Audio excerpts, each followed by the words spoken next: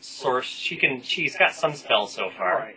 but she can still wield the magic sword as well. So it slowly develops. But yeah, right. You can start to see where it's going a bit if you watch it.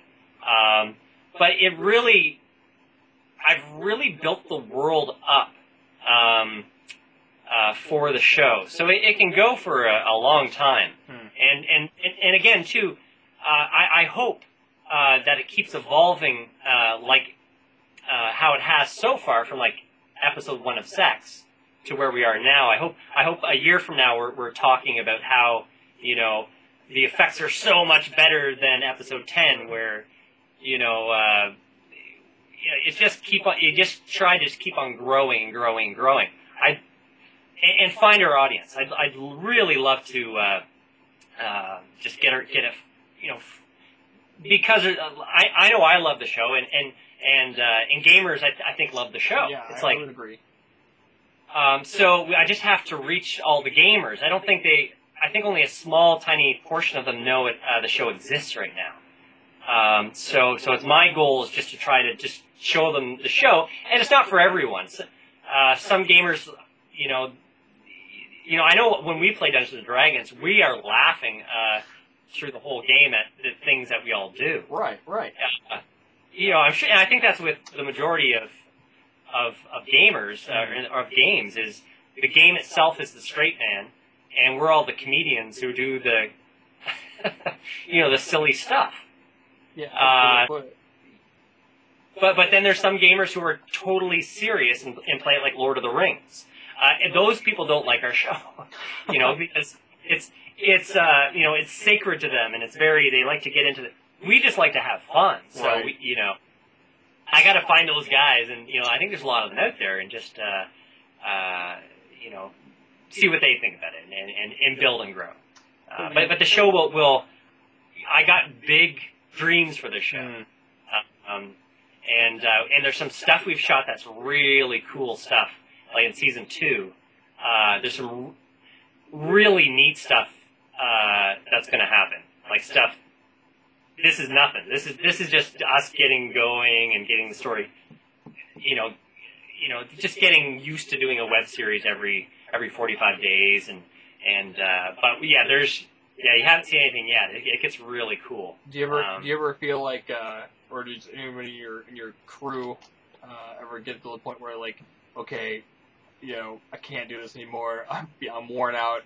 I'm broke. Or is it to the point where you just rotate people out to keep them fresh, or does everybody kind of rally together? Yeah, well, we have a strong core. I think just like you guys. We've got Julie O'Halloran. She plays Druinia, and then we've got Robbie Drevitt, who plays Errol, and he also plays Kruskal, the evil sorcerer. Okay. So he plays both. I don't really want people to know that too much, because whenever I'm watching something and I see an actor playing 2 parts, it's sometimes like, oh, it's the same dude. It's hard to see them ever the same way. Right. So, well, that's okay. No one's watching this. It's level. See, for instance, in episode 10, it's all green screen, of course. Right. And if you listen to the sound, and the audience usually doesn't pick up on it because obviously it's layered with music, and then there's Foley of like leaves rustling when they walk, and sound effects and whatnot. So, but I hear obviously the dialogue by itself. And what I hear is the echo of the room we're in. Right. So, and we just use a shotgun microphone to record it, and so we're getting a lot of bouncing, like a lot of echo. So I'm trying to figure out ways to cut that down so that there's you can't pick up on it. Oh yeah, you can get really cheap but effective sound foam like I've gotten here. And what you do is you can just there's like some that are just like interconnected blocks, kind of like Legos, and right. Then you just have like a big pole, like one big pole, and they just lock into that pole, and so you can kind of move them around like your walls. Right. So you could do that pretty cheap. So. Yeah, I think I'm going to start. I'm going to do that. I'm going to really take sound seriously. I think that's where our show can really improve. I was even looking at, what do they use on movie sets? So I've been researching the last few days, and they've roughly it's about $1,100 for the microphone that you would see on a lot of films, which isn't that far away from that it's doable. Right. The what's it called? The Stanhauser or something like that. Yes, Sennheiser. Sennheiser. Yeah. MKH. The long tube mic, basically. Yep. Like that. Yeah. That's absolutely top notch. That's what they use for movie trailers and everything. Yeah, it's the 416. Yeah. The Sennheiser 416. It's and it's been the standard in Hollywood for like 25 years. Absolutely. And a lot of voiceover guys, I think they will use the shotgun mic just to get that radio voice, the deep bass and the. So, yeah, I'm hoping to get my hands on that in the near future, and then hopefully we can see we'll get that real good movie sound. That would be sweet. Yeah. Because sound is 50% of the show, right? So, so it's important, and I'm trying to really focus on that right now. As far as the writing goes, do you write the whole thing yourself, or do you guys collaborate, or what?